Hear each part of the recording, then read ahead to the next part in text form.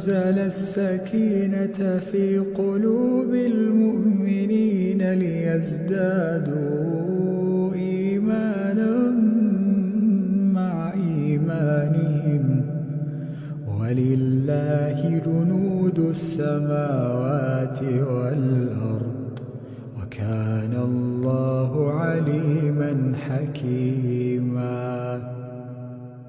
لقد رضي الله عن المؤمنين إذ يبايعونك تحت الشجرة فعلم ما في قلوبهم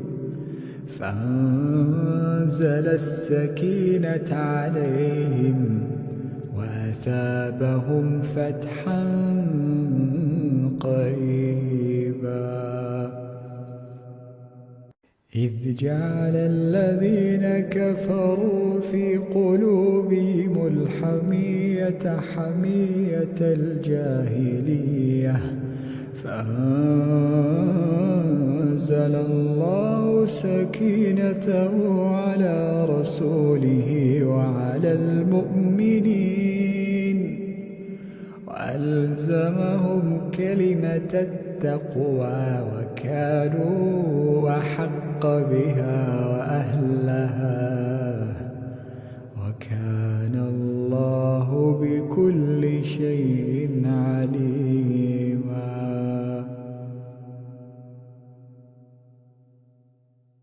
أعوذ بالله من الشيطان الرجيم. إن الله يأمر بالعدل والإحسان وإيتاء ذي القربى وينهى عن الفحشاء والمنكر والبغي يعظكم لعلكم تذكرون. وأوفوا بعهد الله إذا عاهدتم ولا تنقضوا الأيمان بعد توكيدها وقد جعلتم الله عليكم كفيلا إن الله يعلم ما تفعلون. ولا تكونوا كالتي نقضت غزلها من بعد قوة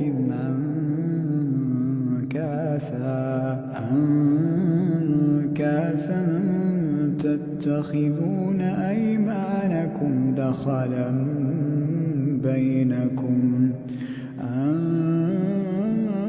تكون أمة هي أربى من أمة إنما يبلوكم الله به وليبينن لكم يوم القيامة ما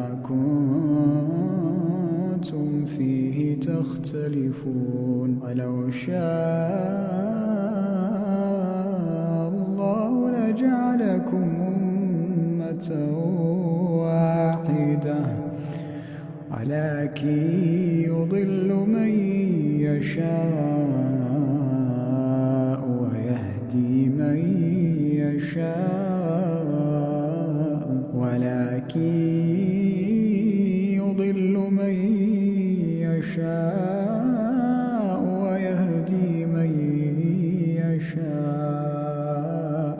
ولا تسألن عما كنتم تعملون. ولا تتخذوا أيمانكم دخلا بينكم فتزل قدم بعد ثبوتها وتذوقوا السوء بما صددتم عن سبيل الله ولكم عذاب عظيم. ولا تشتروا بعهد الله ثمنا قليلا إنما عند الله هو خير لكم إن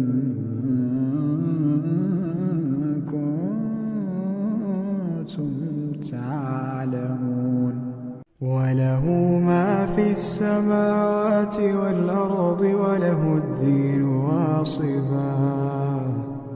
أفغير الله تتقون وما بكم من نعمة فمن الله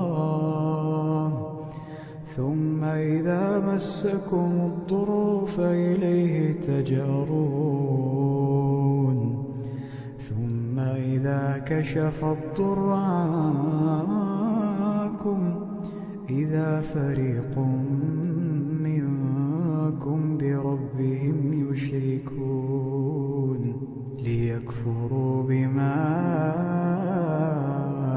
آتيناهم فتمتعوا فسوف تعلمون ويجعلون لما لا يعلمون نصيبا مما رزقناهم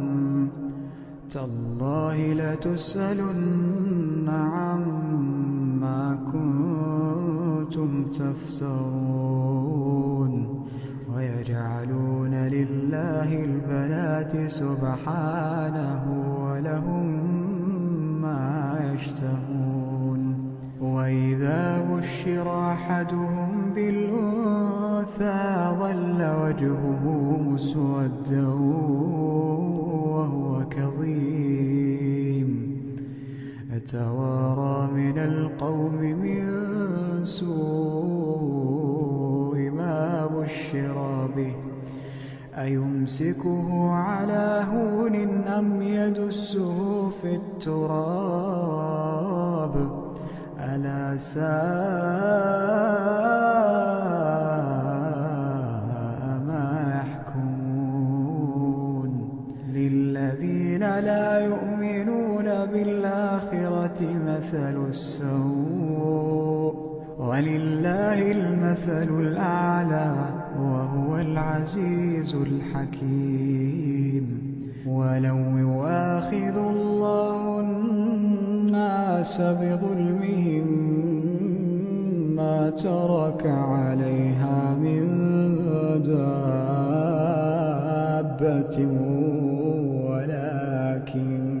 ولكن يؤخرهم إلى أجل مسمى فإذا جاء أجلهم لا يستأخرون ساعة ولا يستقدمون ويجعلون لله ما يكرهون وتصف ألسنتهم الكذب أن لهم الحسنى لا جرم أن لهم النار وأنهم مفرطون تالله لقد أرسلنا إلى أمم من قبلك فزين لهم الشيطان أعمالهم فهو وليهم اليوم ولهم عذاب أليم وما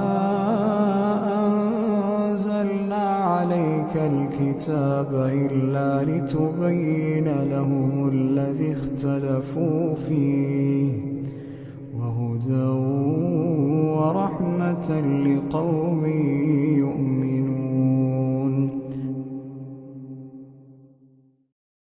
وضرب الله مثلا قرية كانت آمنة مطمئنة يأتيها رزقها رغدا من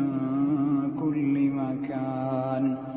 فكفرت بأنعم الله فأذاقها الله لباس الجوع والخوف بما كانوا يصنعون ولقد جاءهم رسول منهم فكذبوه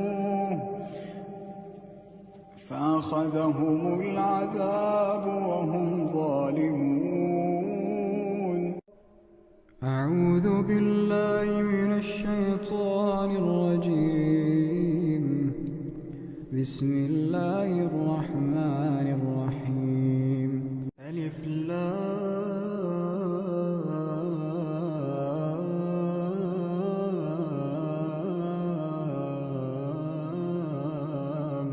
ميم. الله لا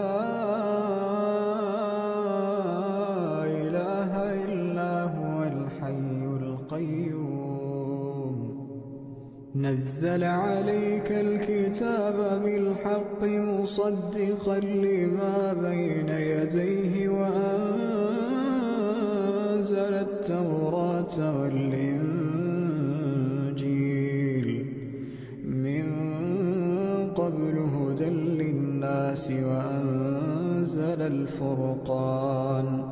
إن الذين كفروا بآيات الله لهم عذاب شديد والله عزيز ذو انتقام.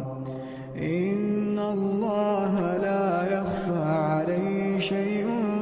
في الأرض ولا في السماء.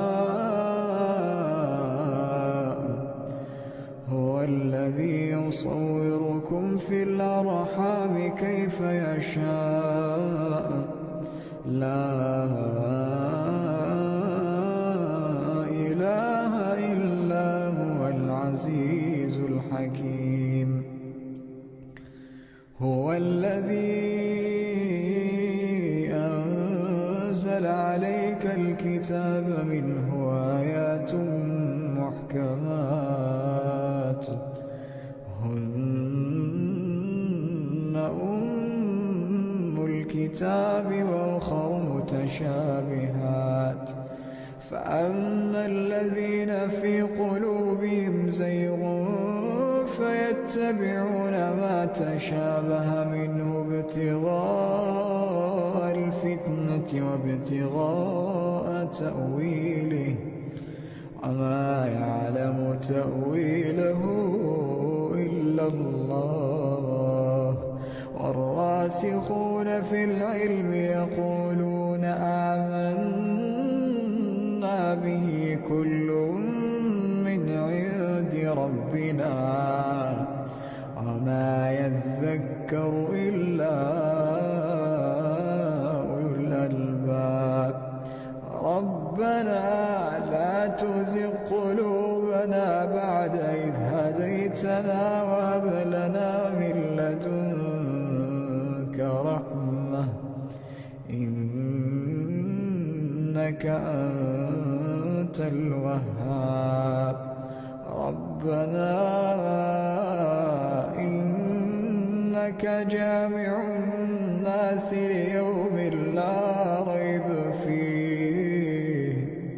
إن الله لا يخلف الميعاد. إن الذين كفروا لن تغني عنهم أموالهم ولا أولادهم من الله شيئا وأولئك هم وقود النار. كدأب آل فرعون والذين من قبلهم كذبوا بآياتنا فأخذهم الله بذنوبهم والله شديد العقاب. قل للذين كفروا ستغلبون وتحشرون إلى جهنم وبئس المهاد. قد كان لكم آية في فئتين التقتا فئة تقاتل في سبيل الله وأخرى كافرة يرونهم مثليهم رأي العين والله يؤيد بنصره من يشاء إن في ذلك لعبرة لأولي الأبصار زين للناس حب الشهوات من النساء والبنين والقناطير المقنطرة من الذهب والفضة والخيل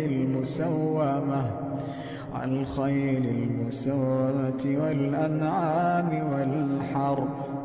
ذلك متاع الحياة الدنيا والله عنده حسن المآب. أعوذ بالله من الشيطان الرجيم. بسم الله الرحمن الرحيم. ألف لام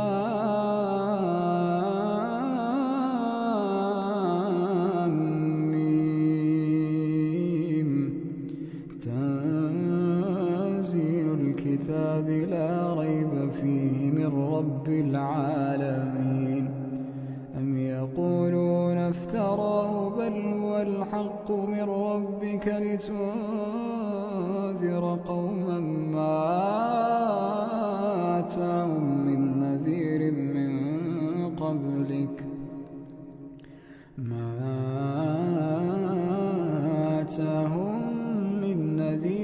من قبلك لعلهم يهتدون. الله الذي خلق السماوات والأرض وما بينهما في 6 أيام ثم استوى على العرش ما لكم من دونه من ولي ولا شفيع أفلا تتذكرون. يدبر الأمر من السماء إلى الأرض ثم يعرج إليه في يوم كان مقداره 1000 سنة مما تعدون. ذلك عالم الغيب والشهادة العزيز الرحيم الذي أحسن كل شيء خلقه وبدأ خلق الإنسان من طين ثم جعل نسله من سلالة من ماء مهين ثم سواه ونفخ فيه من روحه وجعل لكم السمع والأبصار والأفئدة قليلا ما تشكرون. وقالوا أئذا ضللنا في الأرض أئنا لفي خلق جديد بل هم بلقاء ربهم كافرون. قل يتوفاكم ملك الموت الذي وكل بكم ثم إلى ربكم ترجعون. ولو ترى إذ المجرمون ناكسوا رؤوسهم عند ربهم ربنا أبصرنا وسمعنا فارجعنا نعمل صالحا إنا موقنون. ولو شئنا لآتينا كل نفس هداها ولكن حق القول مني لأملأن جهنم. ولو شئنا لآتينا كل نفس هداها ولكن حق القول مني لأملأن جهنم من الجنة والناس أجمعين فذوقوا بما نسيتم لقاء يومكم هذا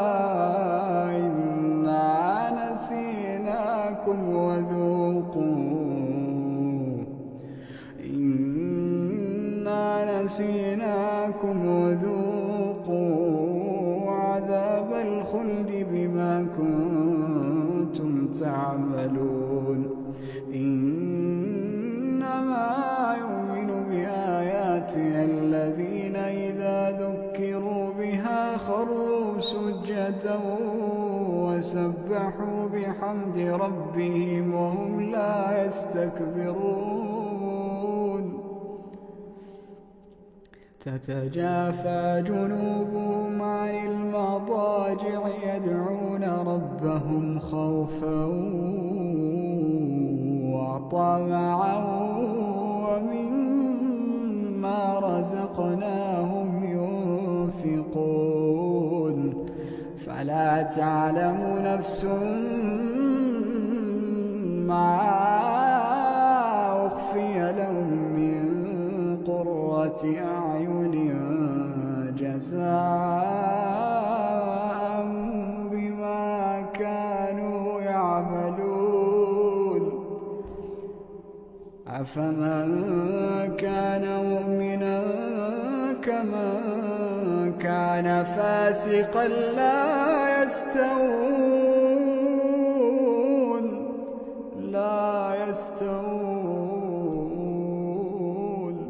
أما الذين آمنوا وعملوا الصالحات فلهم جنات المأوى نزلا بما كانوا يعملون وأما الذين فسقوا فمأواهم النار كلما أرادوا أن يخرجوا منها أعيدوا فيها وأما الذين فسقوا فمأواهم النار كلما أرادوا أن يخرجوا منها أعيدوا فيها وقيل لهم ذوقوا عذاب النار التي كنتم به تكذبون ولنذيقنهم من العذاب الأدنى دون العذاب الأكبر لعلهم يرجعون ومن أظلم ممن ذكر بآيات ربه ثم أعرض عنها إنا من المجرمين منتقمون ولقد آتينا موسى الكتاب فلا تكن في مرية من لقائه وجعلناه هدى لبني إسرائيل وجعلنا منهم أئمة يهدون بأمرنا لما صبروا وكانوا بآياتنا يوقنون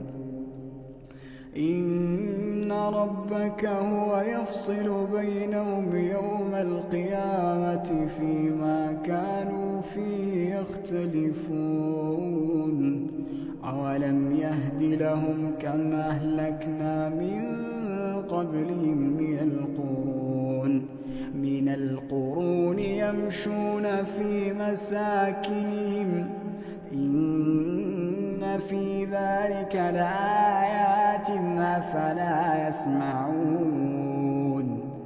أولم يروا أنا نسوق الماء إلى الأرض الجرز الكنوز فنخرج به زرعا تأكل منه أنعامهم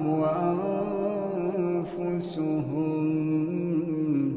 أفلا يبصرون ويقولون متى هذا الفتح إن كنتم صادقين قل يوم الفتح لا ينفع الذين كفروا إيمانهم ولا هم ينظرون فأعرض عنهم وانتظر إنهم منتظرون. أعوذ بالله من الشيطان الرجيم. بسم الله الرحمن الرحيم. ولا تجادلوا أهل الكتاب إلا بالتي هي أحسن إلا الذين ظلموا منهم وقولوا آمنا بالذي أنزل إلينا وأنزل إليكم وإلهنا وإلهكم واحد ونحن له مسلمون. وكذلك أنزلنا إليك الكتاب فالذين آتيناهم الكتاب يؤمنون به ومن هؤلاء من يؤمن به وما يجحد بآياتنا إلا الكافرون. وما كنت تتلو من قبله من كتاب ولا تخطه بيمينك إذا لارتاب المبطلون بل هو آيات بينات في صدور الذين أوتوا العلم وما يجحد بآياتنا إلا الظالمون. وقالوا لولا أنزل عليه آيات من ربه قل إنما الآيات عند الله وإنما أنا نذير مبين. أولم يكفهم أنا أنزلنا عليك الكتاب يتلى عليهم إن في ذلك لرحمة وذكرى لقوم يؤمنون. قل كفى بالله بيني وبينكم شهيدا يعلم ما في السماوات والأرض والذين آمنوا بالباطل وكفروا بالله أولئك هم الخاسرون. ويستعجلونك بالعذاب ولولا أجل مسمى لجاءهم العذاب وليأتينهم بغتة وهم لا يشعرون. يستعجلونك بالعذاب وإن جهنم لمحيطة بالكافرين يوم يغشاهم العذاب من فوقهم ومن تحت أرجلهم ويقول ذوقوا ما كنتم تعملون. يا عبادي الذين آمنوا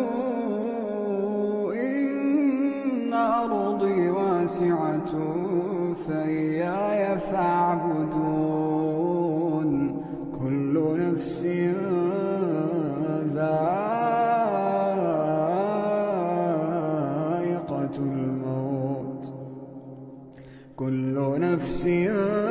ذائقة الموت ثم إلينا ترجعون والذين آمنوا وعملوا الصالحات لنبوئنهم من الجنة غرفا تجري من تحتها الأنهار خالدين فيها نعم أجر العاملين الذين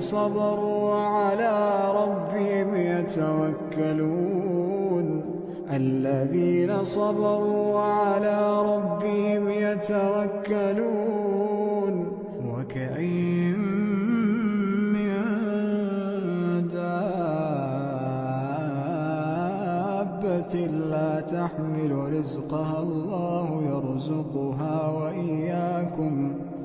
وهو السميع العليم ولئن سألتهم من خلق السماوات والأرض وسخر الشمس والقمر ليقولن الله فأنى يؤفكون الله يبسط الرزق لمن يشاء من عباده ويقدر له إن الله بكل شيء عليم ولئن سألتهم من نزل من السماء ماء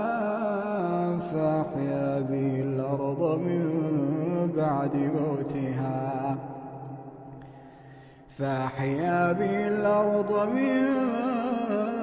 بعد موتها ليقولن الله قل الحمد لله بل أكثرهم لا يعقلون وما هذه الحياة الدنيا إلا لهو ولعب وإن الدار الآخرة لهي الحيوان لو كانوا يعلمون فإذا ركبوا في الفلك دعوا الله مخلصين له الدين فلما نجاهم إلى البر إذا هم يشركون ليكفروا بما آتيناهم وليتمتعوا فسوف يعلمون أولم يروا أنا جعلنا حرما آمنا ويتخطف الناس من حولهم أفبالباطل يؤمنون وبنعمة الله يكفرون ومن أظلم ممن افترى على الله كذبا أو كذب بالحق لما جاءه أليس في جهنم مثوى للكافرين والذين جاهدوا فينا لنهدينهم سبلنا إن الله لمع المحسنين رب السماوات والأرض وما بينهما فاعبده واصطبر لعبادته هل تعلم له سميا ويقول الإنسان إذا ما مت لسوف أخرج حيا أولا يذكر الإنسان أنا خلقناه من قبل ولم يك شيئا فوربك لنحشرنهم والشياطين ثم لنحضرنهم حول جهنم جثيا ثم لننزعن من كل شيعة أيهم أشد على الرحمن عتيا ثم لنحن أعلم بالذين هم أولى بها صليا وإن منكم إلا واردها كان على ربك حتما مقضيا ثم ننجي الذين اتقوا ونذر الظالمين فيها جثيا وإذا تتلى عليهم آياتنا بينات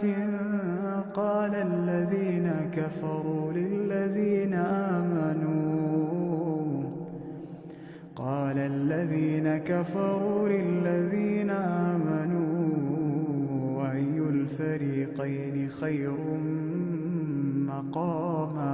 أي الفريقين خير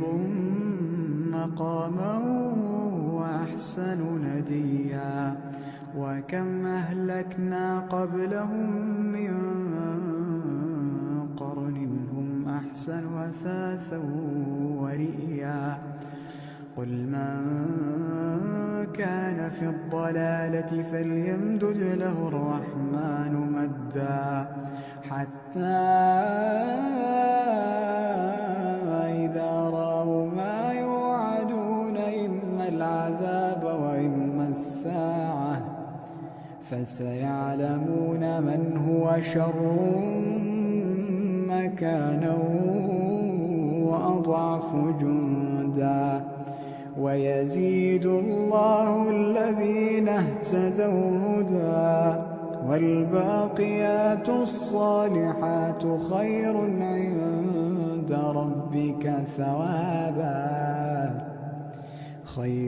عند ربك ثوابا وخير مردا أفرأيت الذي كفر بآياتنا وقال لأوتين مالا وولدا أطلع الغيب أم اتخذ عند الرحمن عهدا كلا سنكتب ما يقول ونمد له من العذاب مدا ونرثه ما يقول ويأتينا فردا واتخذوا من دون الله آلهة ليكونوا لهم عزا كلا سيكفرون بعبادتهم ويكونون عليهم ضدا ألم تر أنا أرسلنا الشياطين على الكافرين تؤزهم أزا فلا تعجل عليهم إنما نعد لهم عدا يوم نحشر المتقين إلى الرحمن وفدا ونسوق المجرمين إلى جهنم وردا لا يملكون الشفاعة إلا من اتخذ عند الرحمن عهدا وقالوا اتخذ الرحمن ولدا لقد جئتم شيئا إدا تكاد السماوات يتفطرن منه وتنشق الأرض وتخر الجبال هدا أن دعوا للرحمن ولدا وما ينبغي للرحمن أن يتخذ ولدا إن كل من في السماوات والأرض إلا آتي الرحمن عبدا لقد أحصاهم وعدهم عدا وكلهم آتيه يوم القيامة فردا إن الذين آمنوا وعملوا الصالحات سيجعل لهم الرحمن ودا فإنما يسرناه بلسانك لتبشر به المتقين وتنذر به قوما لدا وكم أهلكنا قبلهم من قرن هل تحس منهم من أحد أو تسمع لهم ركزا أعوذ بالله من الشيطان الرجيم بسم الله الرحمن الرحيم سبح اسم ربك الأعلى الذي خلق فسوى والذي قدر فهدى والذي أخرج المرعى فجعله غثاء نحوا سنقرئك فلا تنسى إلا ما شاء الله إنه يعلم الجهر وما يخفى ونيسرك لليسرى فذكر إن نفعت الذكرى سيذكر من يخشى ويتجنبها الأشقى الذي يصلى النار الكبرى ثم لا يموت فيها ولا يحيا قد أفلح من تزكى وذكر اسم ربه فصلى بل تؤثرون الحياة الدنيا والآخرة خير وأبقى إن هذا لفي الصحف الأولى صحف إبراهيم وموسى أعوذ بالله من الشيطان الرجيم أتأمرون الناس بالبر وتنسون أنفسكم وأنتم تتلون الكتاب أفلا تعقلون واستعينوا بالصبر والصلاة وإنها لكبيرة إلا على الخاشعين الذين يظنون أنهم ملاقو ربهم وأنهم إليه راجعون الحج أشهر معلومات فمن فرض فيهن الحج فلا رفث ولا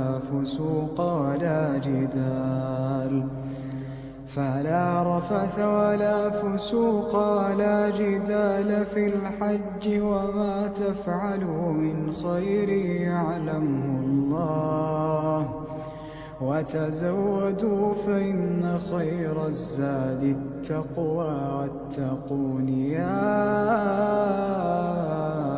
أولي الألباب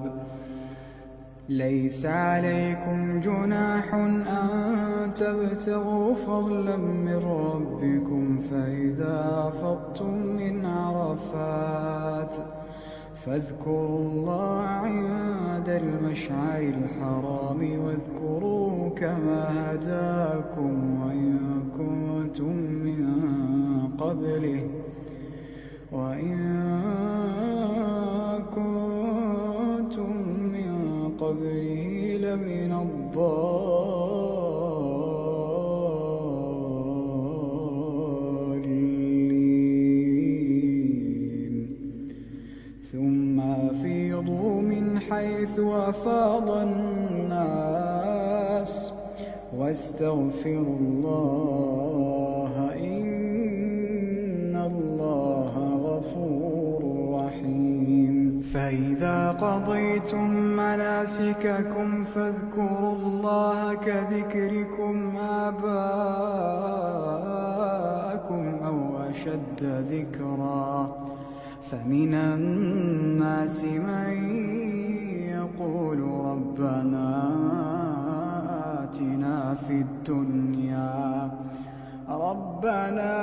آتنا في الدنيا وما له في الآخرة من خلاق ومنهم من يقول ربنا آتنا في الدنيا حسنة وفي الآخرة حسنة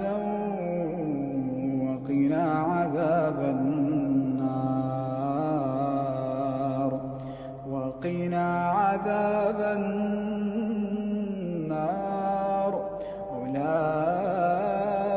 أولئك لهم نصيب مما كسبوا والله سريع الحساب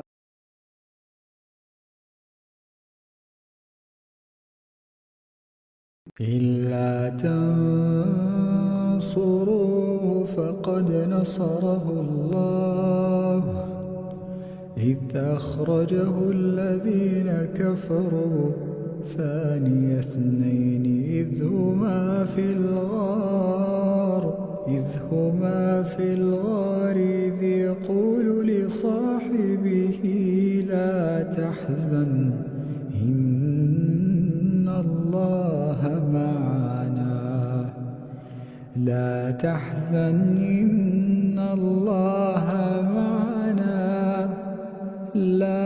تحزن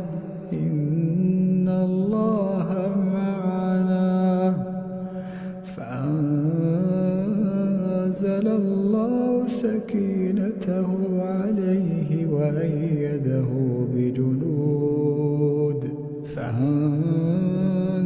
الله سكينته عليه وأيده بجنود لم تروها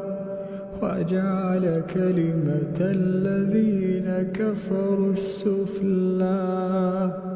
وكلمة الله هي العليا والله عزيز حكيم هو الذي أنزل السكينة في قلوب المؤمنين ليزدادوا إيمانا مع إيمانهم ولله جنود السماوات والأرض وكان الله عليما حكيما لقد رضي الله عن المؤمنين إذ يبايعونك تحت الشجرة فعلم ما في قلوبهم فأنزل السكينة عليهم وأثابهم فتحا قريبا إذ جعل الذين كفروا في قلوبهم الحمية حمية الجاهلية فأنزل الله سكينته على رسوله وعلى المؤمنين وألزمهم كلمة التقوى وكانوا أحق بها وأهلها وكان